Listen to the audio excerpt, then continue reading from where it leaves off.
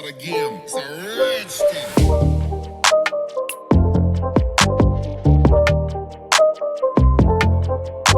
Hi, ഇന്ന് day 4 ആണ്. അപ്പം സ്റ്റഡി ചലഞ്ച് ഡേ 4 ആയതുകൊണ്ട് തന്നെ അതുമാത്രമല്ല ഇന്ന് ഞായറാഴ്ചയും കൂടിയാണ്. അപ്പം എല്ലാം പതിയെയാണ് ഇന്ന് ചെയ്തത്. അപ്പം രാവിലെ എണീറ്റ് അമ്പലത്തിലൊക്കെ ഒന്ന് പോയി അവിടെയൊക്കെ ഒന്ന് തൊഴുതു പതിയെ വന്ന് ബ്രേക്ക്ഫാസ്റ്റൊക്കെ ഒന്ന് കഴിച്ച് കുറച്ച് നേരം വീട്ടുകാരോടൊത്തൊന്ന് കാര്യമൊക്കെ പറഞ്ഞ് പതിയെ ഒരു 10-11:30 ആയപ്പോഴാണ് ഞാൻ പഠിക്കാൻ തുടങ്ങി.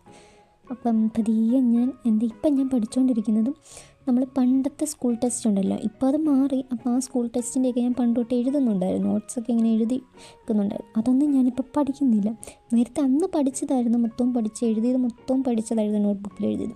പക്ഷേ അതെല്ലാം ഇപ്പം മറന്നു പോയിട്ടുണ്ട്. അപ്പം ഞാൻ അതൊക്കെ ഒന്നുകൂടി എടുത്തൊന്ന് വായിച്ച് പഠിക്കണം. അതിനകത്ത് പിന്നെ നമുക്ക് മനസ്സിലാവാത്ത കുറേ ഇതൊക്കെ വരുമ്പോൾ വാക്കുകളും കുറേ ഇതൊക്കെ വരുമ്പോൾ ഞാനിങ്ങനെ എഴുതി സ്റ്റിക്കി നോട്ട് എഴുതി ഇങ്ങനെ ഒട്ടിച്ചു. അത് വല്ലപ്പോഴും ഒക്കെ കാണുമ്പോഴൊക്കെ എങ്ങനെയൊക്കെ പഠിക്കുമെന്ന് പറഞ്ഞു. പിന്നെ അത് കഴിഞ്ഞ് അവിടെ ഇരുന്നപ്പോൾ എൻ്റെ അനിയത്തി എനിക്ക് മാഗി കൊണ്ടുത്തന്നു. അപ്പം ഞാൻ അതൊക്കെ കഴിച്ചു. പതിയെ മാഗിയൊക്കെ കഴിച്ചതിന് ശേഷം ഞാൻ അവിടെ ഇരുന്ന് ഒന്നുകൂടി പഠിച്ചു. നമ്മൾ ഉച്ചയ്ക്ക് ചോറായിരുന്നു കഴിക്കുന്നത്.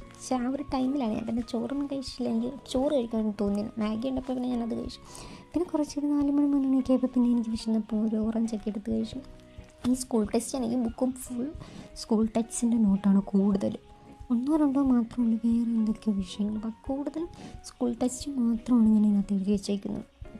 അന്ന് എനിക്ക് സ്കൂൾ ടെസ്റ്റ് എഴുതാൻ വേണ്ടി ബുക്കും അങ്ങനെയൊക്കെ പ്രത്യേകം മാറ്റി വെച്ചു. അത് മൊത്തം ഞാൻ പഠിച്ചതുമാണ്. പക്ഷേ ഇപ്പം എനിക്കതൊന്നും അറിയത്തില്ല.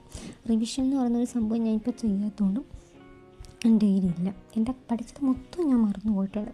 അപ്പം ഞാൻ ഒന്നുകൂടി ആദ്യം തൊട്ട് ഇങ്ങനെ പഠിച്ചുകൊണ്ടിരിക്കും. ഈ PSC എന്ന് പറയുന്നത് റിവിഷൻ ഇല്ലാതെ പറ്റാത്തൊരു സംഭവമാണ്.